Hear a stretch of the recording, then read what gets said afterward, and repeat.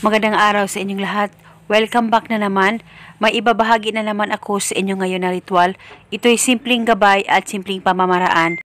At kung bago sa channel ko, ay huwag niyo pong kalimutang mag-subscribe at pindutin ang notification bell para palagi kayong updated sa mga bago kong videos. Gusto mo ba na siya ay mababaliw sa kakahabol sa'yo? Lalong-lalo na ngayon na ikaw na lang palagi ang naghahabol sa kanya at gusto mo na siya na naman ang mababaliw sa kakahabol sa'yo. Pwes, gawin mo itong ritual na ibabagi ko sa inyo ngayon.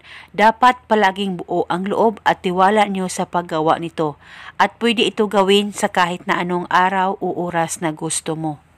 Ang gagawin mo lamang, isulat mo sa papel ang pangalan at apelido ng target o ng taong gusto mong gawa ng ritual ng 5 beses.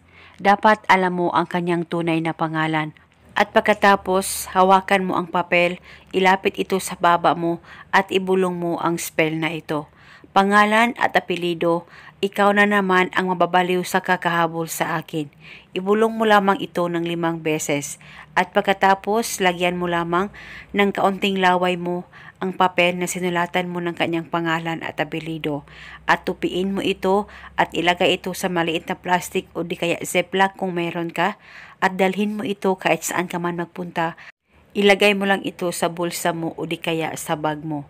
At itago ito pang matagalan. Pwede ito bulungan at pwede hindi naman ito bulungan.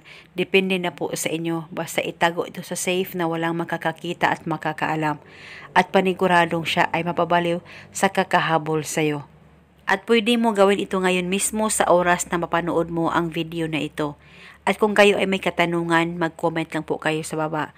Pwede mo rin ito gawin lalong-lalo na kung hindi na siya nagpaparamdam sa'yo. Basta gawin mo lamang ang ritual na ito. At ito muna sa ngayon. Maraming salamat po sa panonood. May God bless.